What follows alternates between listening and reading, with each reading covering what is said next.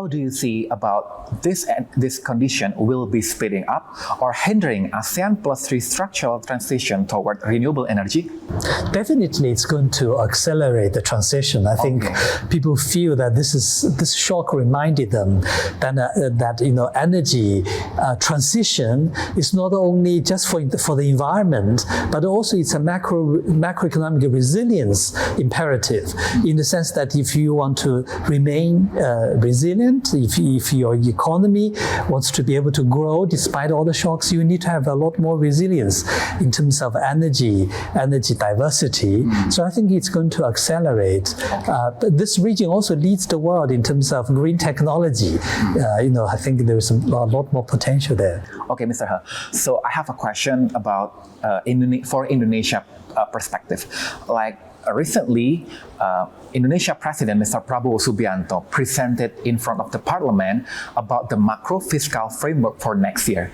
I think for a GDP growth target, it's around 5.8% to 6.5% for 2027. However, AMRO's outlook is more conservative, projecting Indonesia growth is closer to 5.1%. So how do you see the gap between the government target with AMRO's outlook? Right. So our current estimate of Indonesia's potential growth is about 5.2%, 5.1, 5.2%, that range. So in order to reach higher growth, because we think output gap is pretty much closed, it's hard to do stimulus from a cyclical point of view. What's important is to improve productivity. So there has to be structural reform, continued investments, continued FDI from other economies. So if you maintain a very friendly business environment, retain investor confidence, I think that would boost productivity growth over the medium term. With the global energy prices driving up headline inflation, regional central bank now is also in a tight conditions. So how should ASEAN+3 central banks balance using their foreign exchange reserve to protect their currencies versus raising interest rates, which could stifle domestic growth? Yes, as I mentioned earlier, for a supply shock like this one, like energy shock, the central banks are in a difficult position, right? If they raise interest rates to contain inflation, that might affect growth. And if you reduce interest rates, that provide some support, but then there will maybe foreign exchange pressures, right?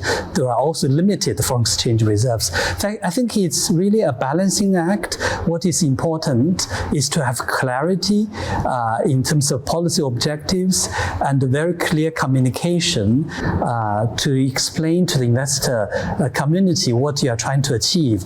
It is a balancing act, but I think in the end it's still possible to protect financial stability in the sense that financial markets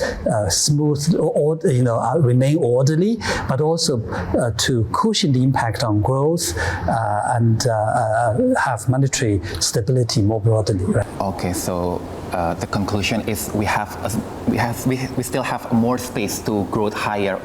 Even with this current condition, but we have to have a potential about the investment, as you said earlier, right? Thank you, Mr. Dong Hu, for joining in MetroTV. Yeah.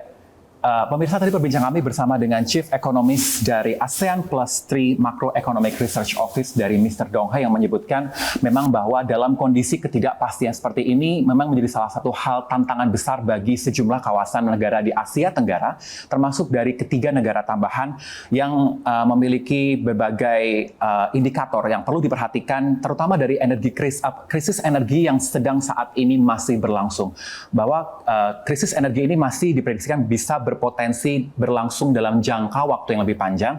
Namun dari perbincangan kami memang disebutkan bahwa potensi untuk meningkat, pertumbuhan ekonomi yang lebih tinggi ini masih ada dengan ruang-ruang yang perlu dimaksimalkan. Misalnya seperti dari salah satunya pemanfaatan dari foreign direct investment, ini menjadi salah satu hal yang masih bisa dikembangkan, khususnya kalau kita lihat seperti target pertumbuhan ekonomi Indonesia yang dipaparkan oleh Presiden Prabowo Subianto untuk tahun depan dengan outlook yang telah dikeluarkan dari AMRO. Tentu kita harapkan bahwa outlook ini akan memberikan tambahan insight bagi pemangku kepentingan untuk bisa merancang sejumlah kebijakan dalam rangka mendukung pertumbuhan ekonomi yang lebih baik di masa depan.